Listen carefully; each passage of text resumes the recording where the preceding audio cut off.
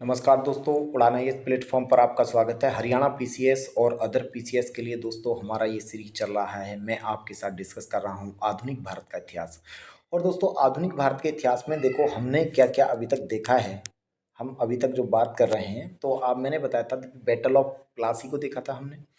और आप देखेंगे दूसरी तरफ हमने बक्सर के युद्ध को देखा था। उससे जुड़े हुए एक आध क्वेश्चन को हमने मेंस में किस प्रकार से आता है इस पर भी बात किया था। आज हम इसी पर बात करने वाले हैं दोस्तों कि किस प्रकार के क्वेश्चंस आते हैं, किस प्रकार से आपको लिखना है।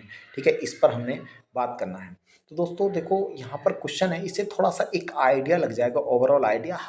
हालांकि हम यहाँ पर जो है पीटी को फोकस करेंगे शुरुआत में, ठीक है, लेकिन मेंस के कुछ क्वेश्चंस मतलब किस प्रकार से आते हैं, किस प्रकार से आपको आंसर लिखना चाहिए, तो वो आपका लिखने का तरीका क्या होना चाहिए, इसको प्रोटोटाइप के रूप में मैं आपके लिए ये वीडियो बना रहा हूँ। तो अ, दोस्तों अच्छा लगे तो आपको क्या करना है, लाइक भी करना है, शेयर करना है, सब्सक्राइब करना है। चलिए दोस्तों देखते हैं। तो यहाँ पर क्वेश्चन आता है सबसे पहले कि बंगाल जो है, क्योंकि आप बंगाल के बारे में पढ़ चुके हैं सारी बातें, ठीक है। तो दोस्तों बंगाल एक प्रायोजित यानी कि प्लान्ड एक प्रकार से था, ठीक है, प्रायोजित राज्य था और एक लुटा हुआ राज्य भी, ये क्वेश्चन पूछा जाता है। तो देख सकते हैं दोस्तों बंगाल के विकास में यूरोपीय जो कंपनियां थीं उनका महत्वपूर्ण योगदान रहा है। इस संदर्भ में बंगाल को प्रायोजित राज्य कहा गया है। वहीं दोस्तों प्लासी के युद्ध के बाद बंगाल को लूटा भी गया था, ठीक है ना। तो ये क्या आ गया आपका, एक प्रकार से इंट्रोडक्शन है।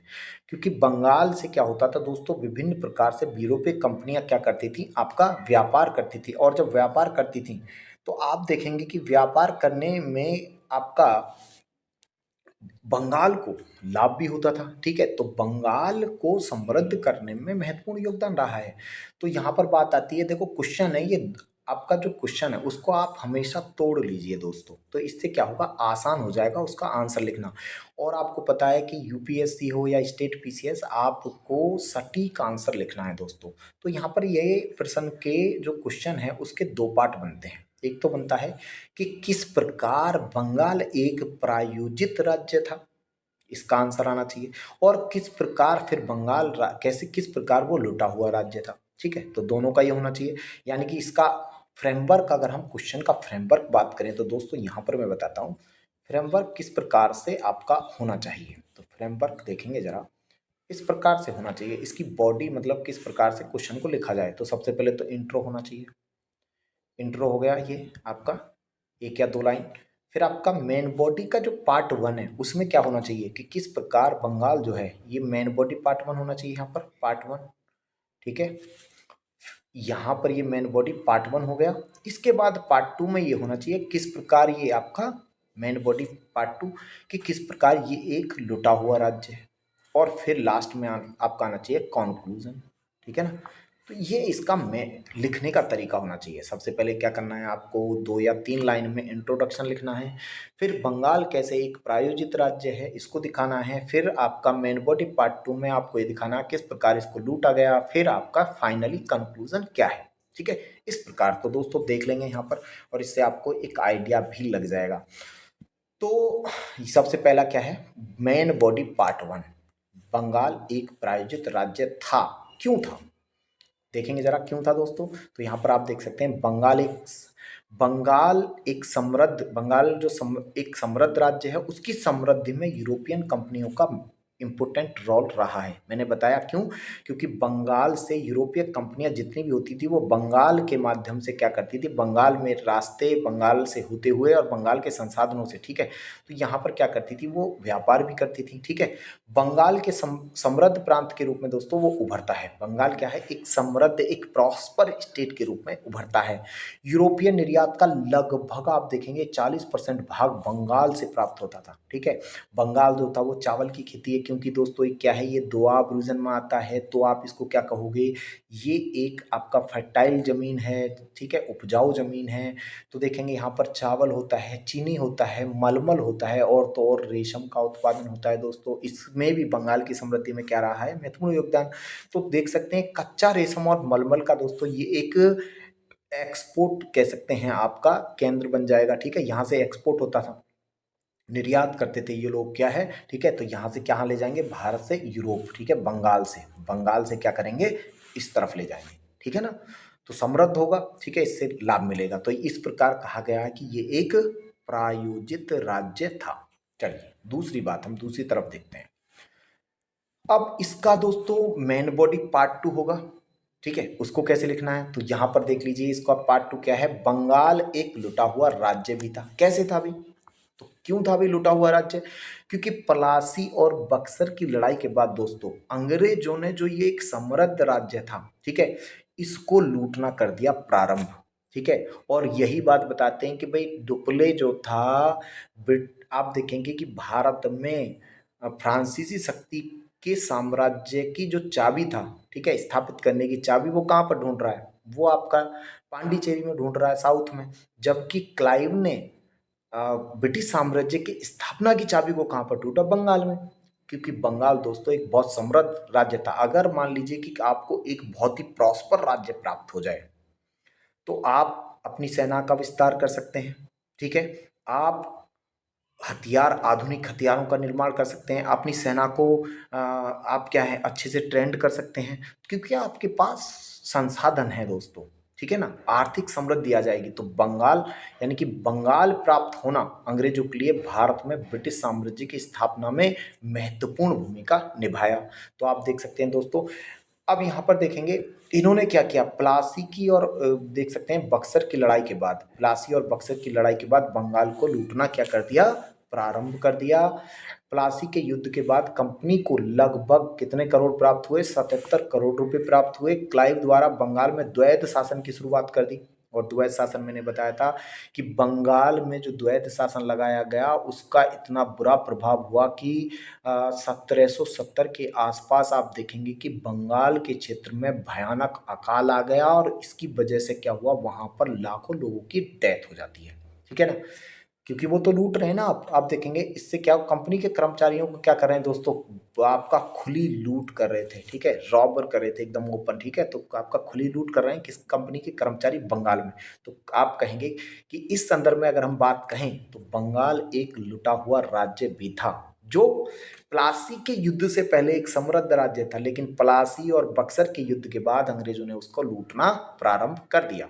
तो ये मेन बॉडी यही था। अब बात में आपको क्या लिखना है, कंक्लूजन लिखना है।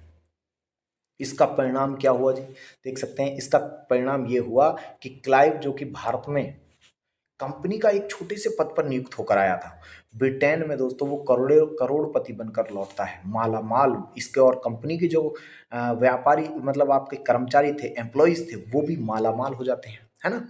उसका और क्या परिणाम रहा, एक तो ये रहा। दूसरा परिणाम दोस्तों 1700 मैंने बताया अभी, 70 के आसपास बंगाल में भयंकर अकाल, हंगरनेस, भुखमरी लौट फैल गई। ब्रिटिश व्यापारियों ने बंगाल के ग्रामीण एरिया को दोस्तों लूटना स्टार्ट कर दिया, गांव गांव तक जाना स्टार्ट हो गया। और तो और बंगाल के जो छोटे छोटे शिल्प थे, ठीक है, शिल्पकार थे, ठीक है, हैंडीक्राफ्ट जो इंडस्ट्री था, वो भी लॉस हो गया, ठीक है। वो भी क्या हो गया, हैंडीक्राफ्ट जो था वो भी लॉस हो गया। क्यों हो गया, क्योंकि बंगाल के जो आपका छोटे से छोटा गांव है, वहां तक भी मशीनों द्वारा बनाई गई जो आपकी जो जींस थी, ठीक है, अंग्रेजों की, वो वहां पर पहुंचने लगी। तो जो हाथ से हैंडीक्राफ्ट वगैरह जो हाथ से बनाती थी चीज़ों को, उनको कोई खरीदने के लिए तैयार नहीं है, क्योंकि उनकी कीमतें ज़्यादा हैं, ठीक है। तो इसी संदर्भ में दोस्तों एक यूपीएससी ने भी क्वेश्चन पूछा है, देखेंगे जरा, लिखा हुआ है विलियम बेंटिक के मतलब ये कथन दिया था, माना था कि बंगाल की मिट्टी दोस्तों शिल्पकारियों के हड्डियों से, यानी कि रक्त से क्या थी, रंजित थी। रंजित, रंजित का मतलब होता है कि वो खून से क्या है आपका पूरी तरह से तर थी, है ना। अर्थात वो खून में भीगी हुई थी, वो पूरी तरह खून में लिप्त थी। कौन, किसकी, बंगाल की जो मिट्टी थी, ठीक है, किसकी, क्योंकि जो शिल्पकार था वो पूरी तरह से समाप्त हो गया। तो इस प्रकार भी क्वेश्चन पूछा जा सकता है। खैर आगे देखेंगे हम, अगला देखेंगे। उपयुक्त संदर्भ में ही दोस्तों बंगाल को प्रायोजित राज्य और लुटा हुआ राज्य कहा गया है। तो ये क्या है, निष्कर्ष आपका हो जाएगा। तो इस प्रकार हमने देखा कि पहला क्वेश्चन मेंस का किस प्रकार से आपको जवाब देना था, किस प्रकार से मेंस की मेन बॉडी लिखना था, ये सारी बातें हमने की। आगे देखते हैं। ये देख सकते हैं, ये बैटल ऑफ प्लासी है, ठीक है, प्लासी की लड़ाई का एक दृश्य है, देख लीजिए आप लोग। कैसा है। खैर उसके बाद फिर से एक प्लासी से क्वेश्चन आया, पूछ रहा है दोस्तों, बोल रहा है प्लासी का युद्ध से मध्य युग की समाप्ति हुई और आधुनिक युग की शुरुआत। यानी कि क्या होता है, the battle of Plassey and the middle age in India and it is the beginning of modern age. क्या आपको लगता है, डू यू थिंक, टिप्पणी करिए, ठीक है, इसके बारे में। एक्चुअली देखो क्या है, ये एक्चुअली जो आपके आंगल हैं, आंगल का मतलब होता है आपके अंग्रेज, ये अंग्रेजों की विचारधारा है। देखो ये किस संदर्भ में ये कथन कहा गया। मध्य युग का मतलब क्या होता है, मध्य युग का मतलब है जब राजा महाराजा निरंकुश शासन चलता था, उसके बारे में बात कर रहे हैं। और यानी कि सामंतवादी विचारधारा को छोड़कर ये कहना चाह रहे हैं कि भारत में हमने स्वतंत्रता, समानता और बंधुत्व की बात कर मतलब की गई, यानी कि ये आधुनिकता को दिखाता है। भाई आधुनिकता का मतलब है स्वतंत्रता जैसा विचार, समानता, बंधुत्व की बात करना, ठीक है।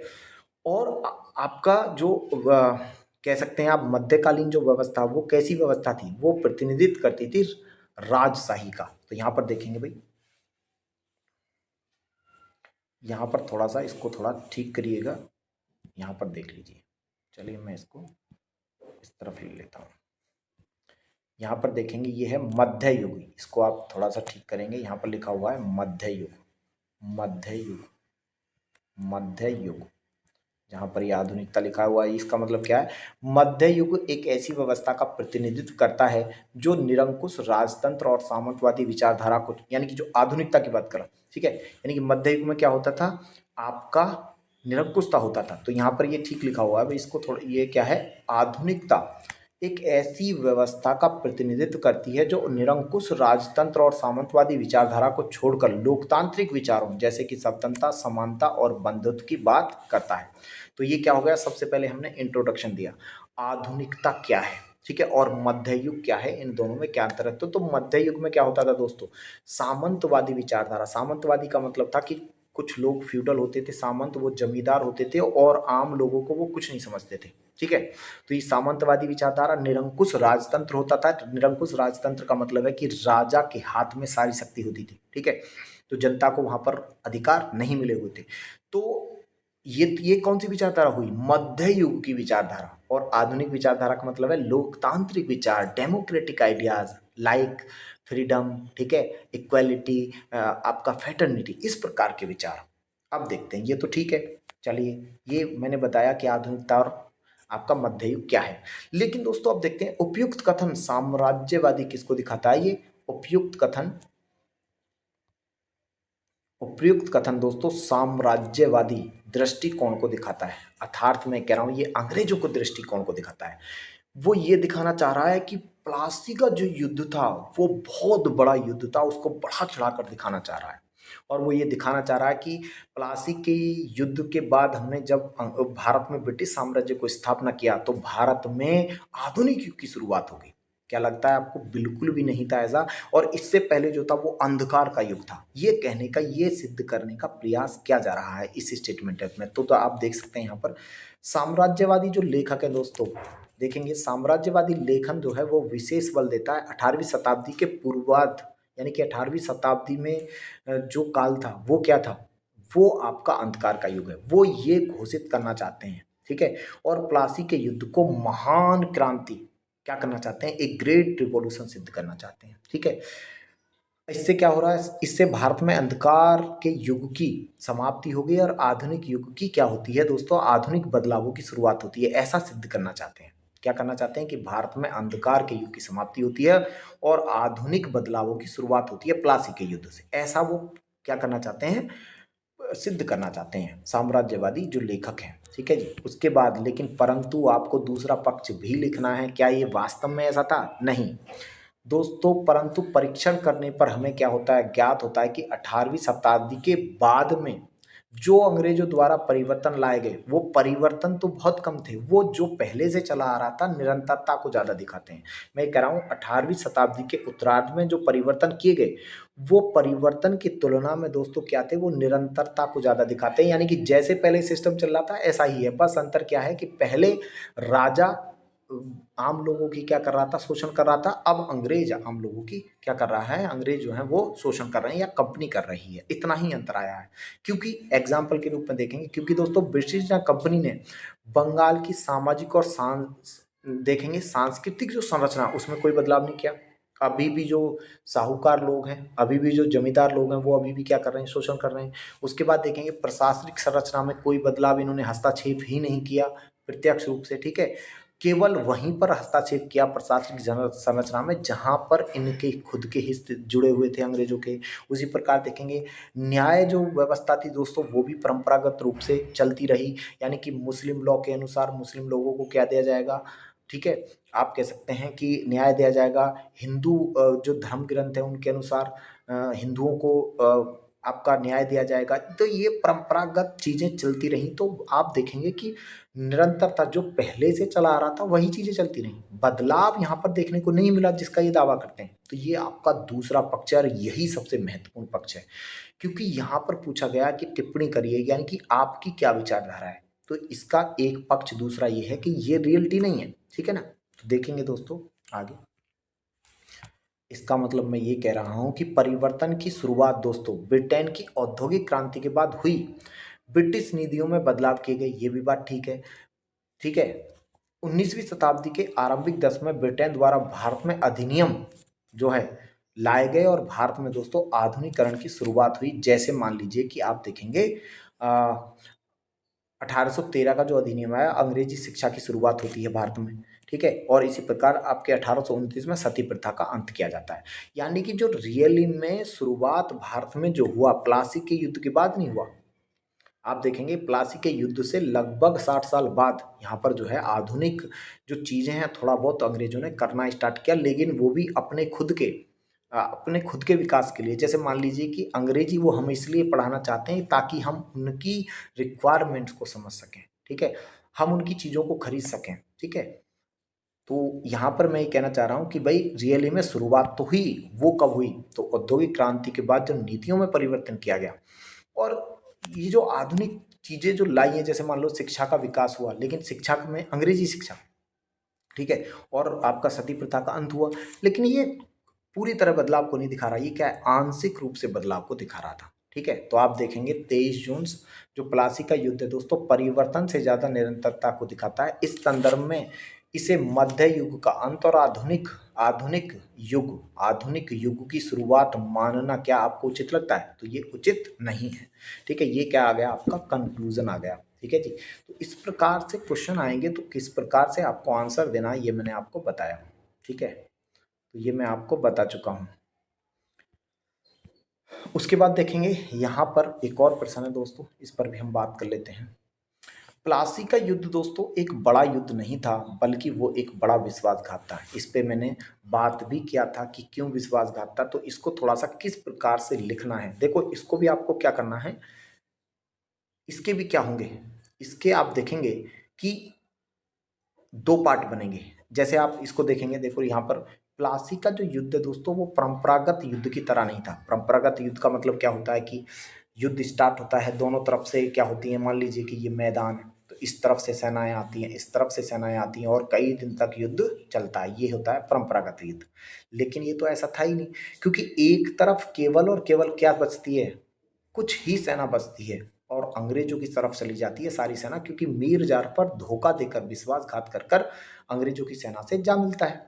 तो देखेंगे जरा इसका मतलब क्या हुआ, अब ध्यान से सुनेंगे इसका क्या है। ये आपका इंट्रो कैसा है, इंट्रो अगर आपका अच्छा होता है तो बहुत अच्छे नंबर आपको मिलते हैं प्यारे दोस्त, ठीक है। क्योंकि इंट्रो और मेन बॉडी सबसे महत्वपूर्ण चीजें हैं। तो देखेंगे हम शुरुआत कर रहे हैं।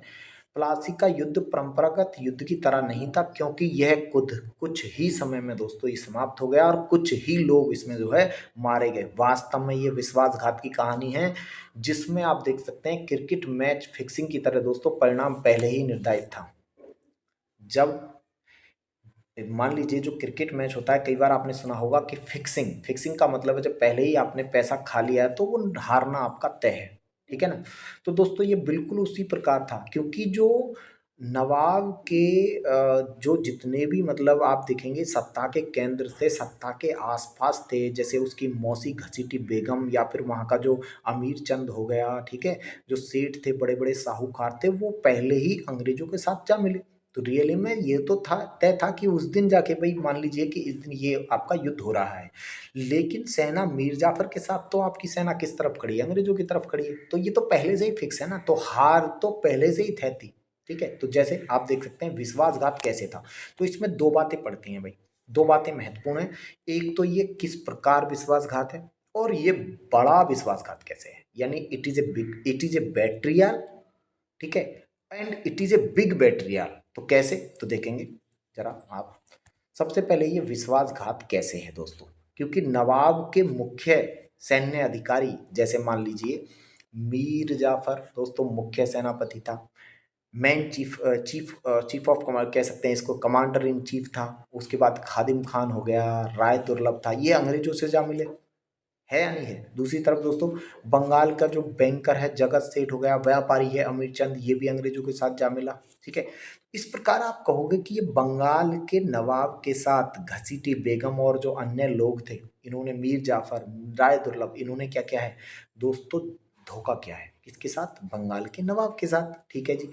दूसरी ओर देखेंगे कि मीर मदान और मोहन सिंह दोस्तों लीडरशिप में नवाब की छोटी सी सेना क्या कर रही थी, संघर्ष कर रही थी। यानी कि आप नवाब सिराजुद्दौला की तरफ तो केवल छोटी सी सेना रह गई। ठीक है, खैर इस तरफ देखेंगे आप, युद्ध केवल कुछ घंटे तक चला था दोस्तों। ब्रिटिशर्स के मात्र 60-65 लोग देखिए मारे गए थे, और नवाब के लगभग 500 लोग क्या हुए इससे इसमें मारे गए, या यानी कि क्षतिग्रस्त हुए। ठीक है, तो प्रतिकूल, आप देखिए प्रतिकूल परिस्थिति के नवाब की सेना दोस्तों साहसपूर्ण, यानी कि प्रतिकूल परिस्थिति होने के बावजूद भी नवाब की सेना ने साहसपूर्ण इसका क्या किया, आपका सामना किया था। यानी कि बेशक नवाब की सेना में जो क्या थी, बहुत ही कम लोग बचे थे, लेकिन फिर भी वो साहस के साथ लड़े थे। ठीक है, अतः आप कह सकते हैं अपने अधिकारी के विश्वास से पहले ही क्या हो गया था, पराजित हो चुका था। यानी कि जो बंगाल का नवाब है दोस्तों सिराजुद्दौला, वो तो अपने अधिकारियों, अपने जो सेना है दोस्तों, उससे पहले ही पराजित हो चुका था। ठीक है, तो आप कहेंगे कि ये पहले से ही भाई फिक्सिंग है, क्योंकि वो किसके साथ, अंग्रेजों के साथ जा मिले हैं। बट आप देखेंगे अब बात आती है कि भाई ये बड़ा विश्वासघात कैसे है। क्वेश्चन ये आता है कि ये it is a big betrayal how, कैसे ये एक बड़ा विश्वासघात था। विश्वासघात है क्योंकि, विश्वासघात क्यों है, तो दोस्तों नवाब के साथ इन सभी लोगों ने मिलकर विश्वासघात किया, लेकिन बड़ा विश्वासघात तो ये हुआ कि अब देखो क्या वादे किए गए थे। मीर जाफर, खादिम खान, राय बहादुर, ठीक है, राय दुर्लभ, जगत सेठ और अमीर चंद ने दोस्तों भावी लाभ की तलाश में नवाब के साथ विश्वासघात किया था।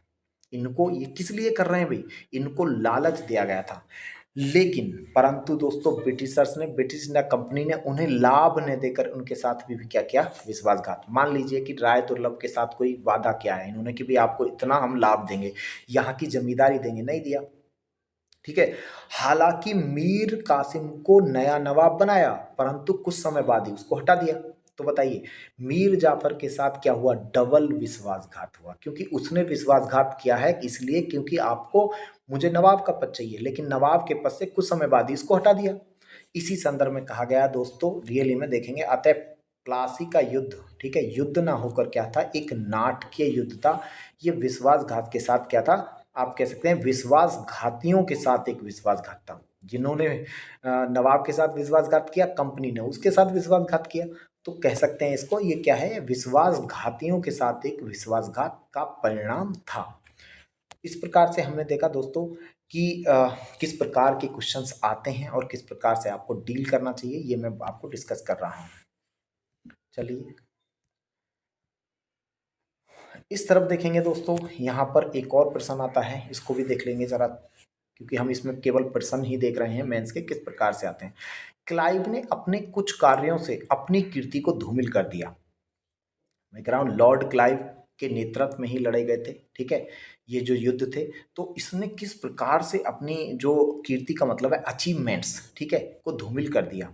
तो देखेंगे दोस्तों, सबसे पहली बात तो ये है कि कीर्ति क्या है भाई, अचीवमेंट्स क्या है। कीर्ति, इसमें दो चीजें हैं, एक तो है, देखो यहाँ पर देखो, क्लाइव ने अपने कुछ कार्यों से अपनी कीर्ति कीर्ति मतलब अचीवमेंट्स को धूमिल कर दिया, मतलब फेल हो गया। तो दो चीजें हैं, किस प्रकार से इसकी कीर्ति क्या है, अचीवमेंट्स क्या है भारत में, और किस प्रकार से इसने धूमिल कर दिया, फेलियर हो गया। तो देखते हैं दोस्तों, अचीवमेंट्स का मतलब क्या है। क्लाइव के नेतृत्व में कंपनी ने फ्रेंच के विरुद्ध दोस्तों कर्नाटक के युद्ध में सफलता प्राप्त की। अर्थात मैं कह रहा हूँ फ्रेंच पावर को भगाया गया, 3 कर्नाटिक वार हुए थे उसमें भगा दिया, ठीक है। उसके बाद है बंगाल की विजय होगी भाई इसको, ठीक है। बंगाल की विजय से क्या हुआ, कंपनी को एक बहुत बड़ा क्षेत्र मिल गया, और जो कि बहुत समृद्ध भी है। बंगाल तो क्या है, एक समृद्ध राज्य है जिसका लाभ मिला, ठीक है जी। तो आप देखेंगे, तो वहीं पर देखेंगे इलाहाबाद की संधि होती है दोस्तों, ठीक है। इलाहाबाद की संधि होती है, इलाहाबाद की संधि में यानी कि बक्सर की लड़ाई के बाद 1700 कब होती है, तो आप देखेंगे 1765 में आफ्टर द बैटल ऑफ के कहेंगे आपका बक्सर, बैट क्या होती है, ट्रीटी ऑफ इलाहाबाद होती है। इलाहाबाद की संधि में उसने अपनी कूटनीतिक दक्षता से क्या हुआ, बंगाल, बिहार और उड़ीसा के क्या कर लिए, रिवेन्यू राइट्स प्राप्त कर लिए। और दोस्तों फौजदारी मामले किसको दे दिए, वो फौजदारी मामले नवाब के पास चले गए। फौजदारी मामले का मतलब है जिम्मेदारी वाले राजनीतिक जो मामले थे वो किसको दे दिया गया है, नवाब को। और नवाब का जो काम था वो जिम्मेदारी वाले थे, वहां पर पैसा नहीं आने था। मैंने बताया था ना कि 2 पोस्ट कर दिया आपका बंगाल में द्वैत शासन की शुरुआत कर दी क्लाइव ने। और द्वैत शासन में क्या क्या, एक तरफ तो पद बना दिया गया नवाब का और एक डिप्टी नवाब का। तो नवाब के पास क्या है दोस्तों, रेस्पॉन्सिबिलिटी बहुत है लेकिन पावर नहीं है, ठीक है, क्योंकि उसको फौजदारी मामले दे दिए हैं, राजनीतिक मामले दे दिए हैं। दूसरी तरफ डिप्टी नवाब जो है, जो कि जिसकी नियुक्ति ब्रिटिश ने कंपनी ने की है, उसके पास राजस्व अधिकार है। राजस्व मतलब सिविल राइट्स, यानी कि जहां से पैसा आएगा, ठीक है, जहां से कमाई होगी, वो सारे के सारे उसके पास हैं। लेकिन दोस्तों वो कैसी पोस्ट है, वो एक ऐसी पोस्ट है जिसके पास पावर बहुत ज्यादा है लेकिन रेस्पॉन्सिबिलिटी एक भी नहीं है, उत्तरदायित्व नहीं, यानी कि पावर विदाउट रेस्पॉन्सिबिलिटी, ठीक है ना। तो आप देखेंगे, लेकिन दोस्तों अपनी कीर्ति को धूमिल कैसे कर दिया, तो ये तो हमने देखा अचीवमेंट्स उसने क्या किया। इसी वजह से आप देख सकते हैं कि भारत में ब्रिटिश साम्राज्य की स्थापना, यानी कि ब्रिटिश साम्राज्य का संस्थापक कहा जाता है किसको, क्लाइव को, इस संदर्भ में आप कह सकते हो। लेकिन कीर्ति को धूमिल कर दिया, कैसे कर दिया भाई, बंगाल में दोस्तों देखो तो उसकी कीर्ति थी, बंगाल में उसने क्या किया, द्वैत शासन लगा दिया।